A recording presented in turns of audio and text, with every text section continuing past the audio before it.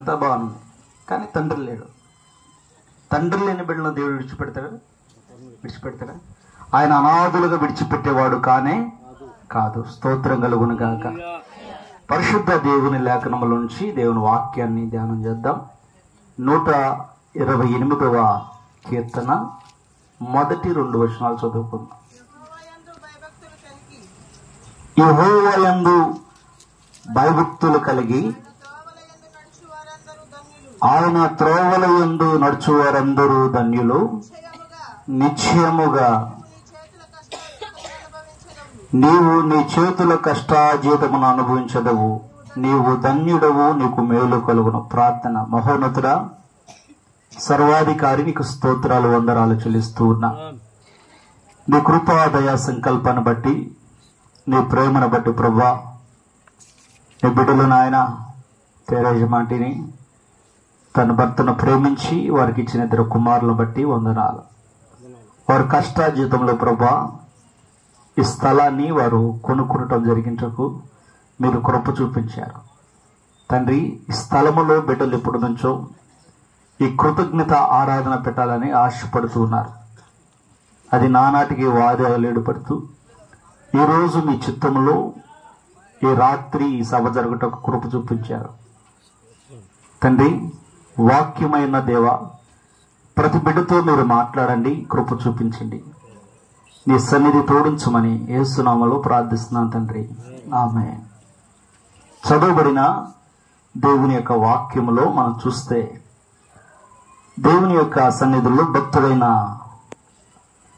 దావీదు యాత్రా కీర్తనలాగా మాట్లాడుతున్నాడు. యెహోవాయందు భయభక్తులు కలిగి, మొదటి మాట. రెండవ మాట, ఆయన త్రోవల యందు నడుచువారు. ఒకళ్ళ ఇద్దర? ఏకవచనం ఉందా, బహువచనం ఉంది? అక్కడ జాగ్రత్తగా చదవండి ఆ మాట లైను. ఆయన త్రోవల యందు నడుచువారందరూ. ఒకళ్ళు కాదు, ఒకడేనా?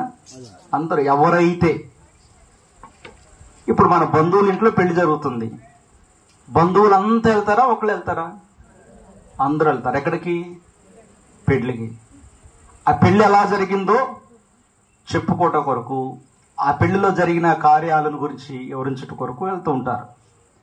అలాగే దావీదు దేవుని సన్నిధిలో చెబుతున్న మాట ఏంటంటే, నేను యెహోవాయందు భయభక్తులు కలిగి ఉన్నాను. జాషువాను బట్టి నేను ఒక సాక్ష్యం ఇస్తా. నేను ఈ ఊర్లో ఉన్నప్పుడు నాతో పాటు ఏకాంతానికి వచ్చేవాడు. మేమిద్దరం రాత్రిపూట మాకు తెలియదు, జాషువా వస్తావా ఏకాంతానికి అంటే వచ్చేవాడు నాతో పాటు.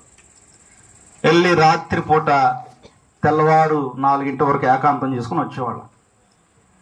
ఆయన యవన కాలంలో దేవుని సన్నిధికి వచ్చాడు. తొలగిపోవటం దేవుని దగ్గర నుంచి నాకు తెలియదు.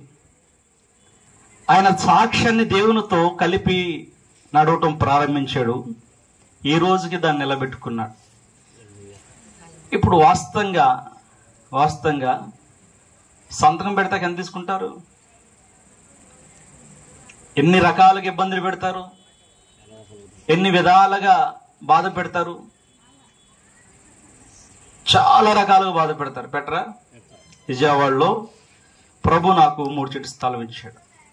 నేను చేస్తున్న పరిచర్య దగ్గర 3 గజాలు స్థలం ఆక్యుపై చేశారు. నేను ఒకటే అన్నా, అప్పటికి ఆ స్థలం మా చేతికి ఇవ్వబడాల. వేరే వాళ్ళ దగ్గర ఉన్నప్పుడు వాళ్ళు ఆక్యుపై చేశారు, కట్టుకున్నారు, అంతా అయిపోయింది. అయిపోయిన తర్వాత నేను మందిరం కట్టడం ప్రారంభించినప్పుడు అన్ని పగల కొడితే కొలతలు కొట్టడం ప్రారంభించారు.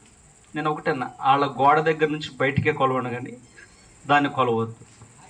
ఎందుకు కొలవద్దు? ఇప్పుడు అది కొలిస్తే ఇల్లంతా పగిలిపోయింది.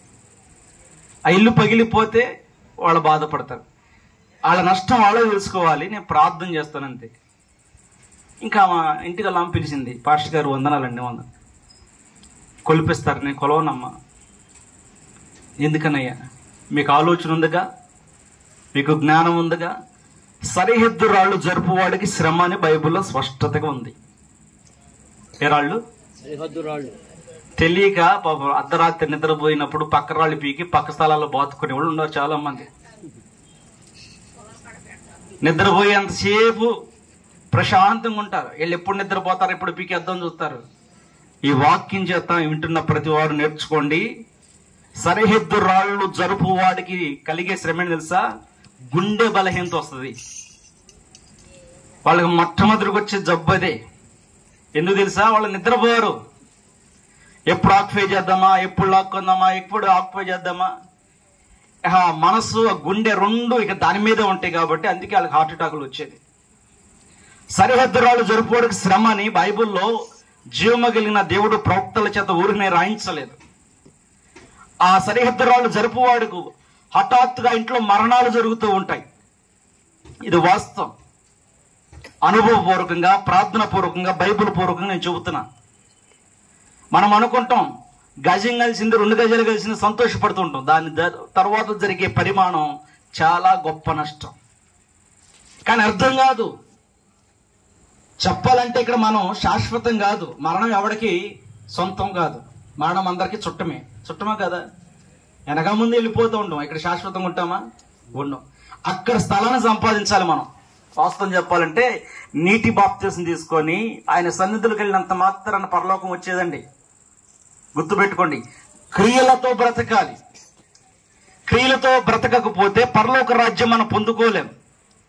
ఆమె పిలిచి అడిగినప్పుడు నేను ఒకటే చెప్పా, ఈ వాక్యం తీసి ఆమెకు చూపించాను, బైబిల్లో ఉన్న వాక్యం. ఏమో బాధపడుతుంది, అమ్మా నేను మీ బిల్డింగ్ ఏమి పగలగొట్టను, మీరు సంతోషంగా ఉండండి, ఆనందంగా ఉండండి. ఒకరోజు పిలిచి, పాస్టర్ గారు చర్చికి స్లాబ్ ఎంత అయితే అంత నేనే పెట్టుకుంటాను. స్తోత్రం కలుగునుగాక. నేను దాన్ని పగలగొడతాం ప్రారంభిస్తే నేను శత్రువుని అవుతా. అక్కడ